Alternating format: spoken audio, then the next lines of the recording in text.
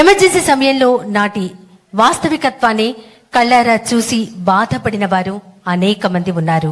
కొందరు నేటికి మనతో ఉన్నారు, ఈ ప్రాంగణంలో ఉన్నారు. వారిలో ఒకరు ప్రముఖ వైద్యులు, ప్రముఖ సంఘ సంస్కర్త డాక్టర్ జి సమరం గారు. వారి తండ్రి స్వాతంత్ర సమరయోధులు గౌరా గారు 1975 జూన్ 25న ఎమర్జెన్సీ విధించినప్పుడు ఎంతగానో బాధపడ్డారు. ఆ తర్వాత సరిగ్గా ఒక్క నెలకి అంతే 1975 జూలై 26న వారు ఆ బాధపడినందుకు మదనపడి దూరమయ్యారు. వేదిక మీదకు రావాల్సిందిగా కోరుతున్నాం ప్రముఖ వైద్యులు, ప్రముఖ సంఘ సంస్కర్త డాక్టర్ జి సమరం గారు. నాటి పరిస్థితులను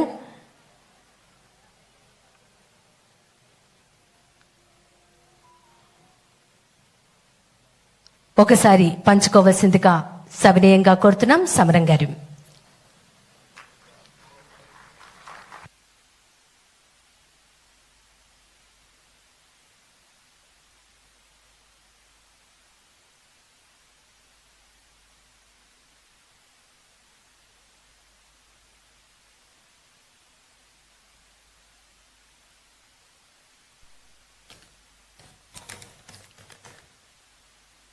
గౌరవనీయులు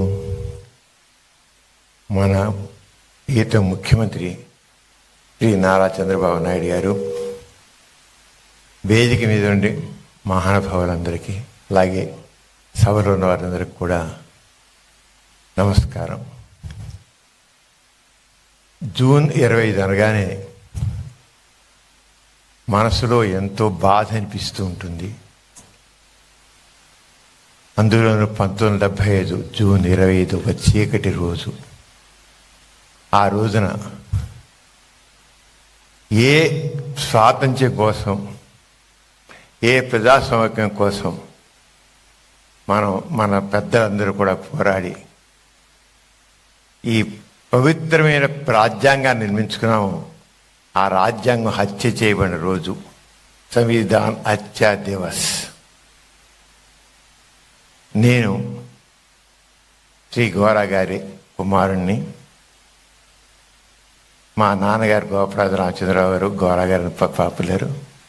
ఆయన స్వాతంత్ర సమర యోధులు, గాంధేయవాది, ప్రముఖ సంఘ సంస్కర్త, స్వాతంత్ర్యం కోసం పోరాడి జైలుకి వెళ్ళిన వ్యక్తి. అలాగే మా అమ్మగారు సరస్వతి గౌరా గారు, మా అన్నయ్య గారు లవణం గారు, మా అక్కయ్య మనోరమ గారు, అలాగే మా మేనత్త గారు సామ్రాజ్యం గారు, ఇలా అందరూ కూడా 1-2 సార్లు స్వాతంత్ర్యం కోసం జైలుకు వెళ్ళినవారు.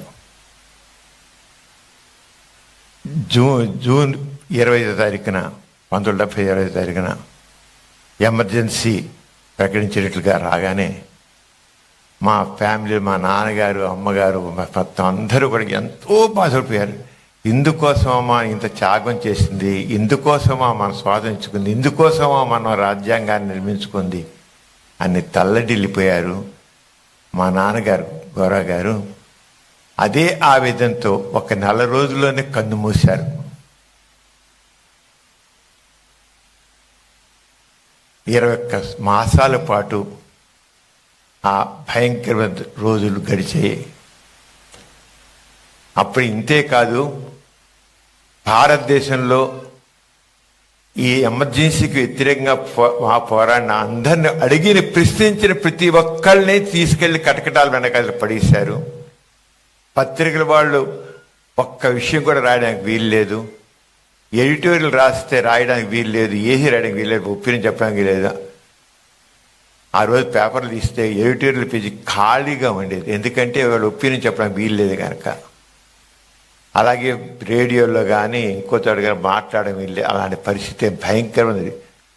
ప్రజాస్వామ్యం అంటే ప్రజల కోసం, ప్రజల చేత, ప్రజల పాలన అనేది చివరికి ఒక నియంత పాలన చేతిలోకి వెళ్ళి అందరి నోళ్లను నొక్కేయడం జరిగింది.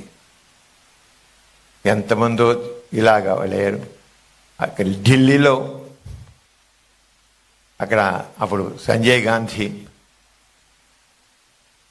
మురికివాడలో ఉన్న వాళ్ళని చేతులు పట్టుకుని లాక్కొచ్చి బలవంతంగా కుటుంబ నియంత్రణ ఆపరేషన్ చేశారు. అలాగే ఒక ఢిల్లీలోనే కాదు, భారతదేశంలో ఎన్నో చోట్ల పిల్లలు పట్టుకుని దాంట్లో 18 ఏళ్ల పిల్లలు కూడా, చివరికి మన ఆంధ్రదేశంలో కూడా జరిగింది అలాగా. ఇంకా పెళ్లి కాని వాళ్ళు కూడా కుటుంబ నియంత్రణ ఆపరేషన్ భయంకరమైన పరిస్థితి ఇప్పుడు జరిగింది. ఎందుకు? ఏం లేదు, విచక్షణారహితంగా అలా చేయడం జరిగింది. అలాగే ప్రశ్నించిన ప్రతి గొంతుకుని నొక్కేయడం జరిగింది.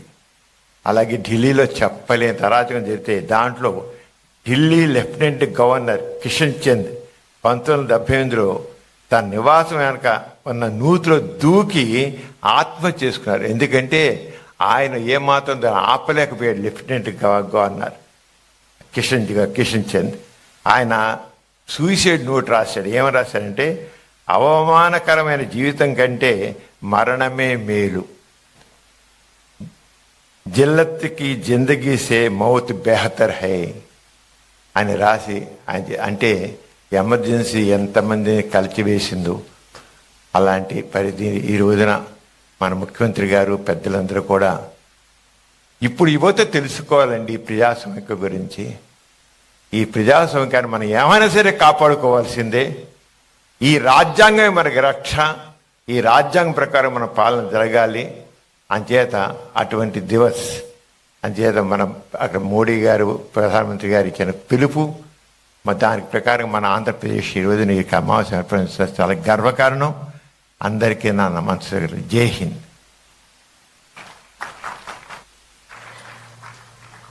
నాటి ఎమర్జెన్సీ సమయంలో ఉన్నటువంటి పరిస్థితులను వివరించిన సమరం గారికి హృదయపూర్వక ధన్యవాదాలు. తర్వాత మన మధ్యనే ఉన్నారు